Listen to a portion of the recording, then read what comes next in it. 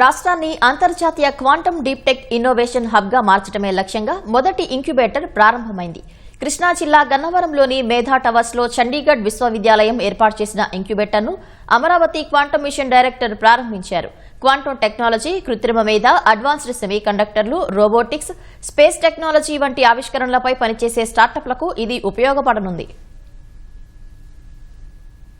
ఏదన్నా కొత్త material cryogenic temperatures అంటే మనం -250 కన్నా తక్కువ టెంపరేచర్స్ మనం అచీవ్ చేయాలంటే కన్వెన్షనల్గా మనం జర్మనీయో నెదర్లాండ్స్ వెళ్ళి చేయాల్సి ఉంటుంది. ఇప్పుడు మనం అదే కేపబిలిటీ మనం ఇక్కడ బిల్డ్ చేసాము. సో ఇంకా అందరూ వాళ్ళ మెటీరియల్స్ ఇక్కడ తెచ్చుకొని టెస్ట్ చేయొచ్చు. సో ఇక్కడ కూడా ఒక మంచి ఈకోసిస్టమ్ బిల్డ్ అవుతుంది. సో చాలా ఉద్యోగ అవకాశాలు ఇవన్నీ ఇక్కడ వస్తున్నాయి. ఇప్పుడు ఆల్మోస్ట్ ఇక్కడ వచ్చిన అన్ని స్టార్టప్స్ అందరూ హైర్ చేస్తున్నారు. సో ఈ కొత్త జనరేషన్ టెక్నాలజీస్లో మనం ఏఐ కన్నా హై వాల్యూ జాబ్స్ క్రియేట్ చేసే టెక్నాలజీస్ మీద మనం ఇక్కడ వర్క్ చేస్తున్నాము.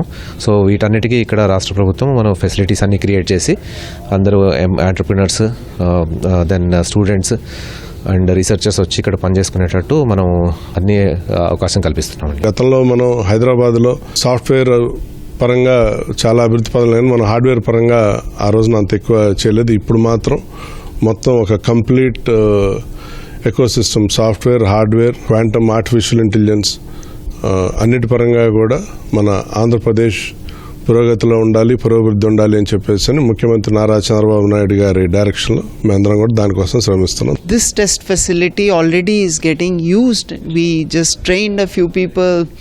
Now this facility will be used to test and characterize various components inside the quantum computer. And it's really an amazing thing that the government of Andhra Pradesh has been helping us move forward with lot of speed.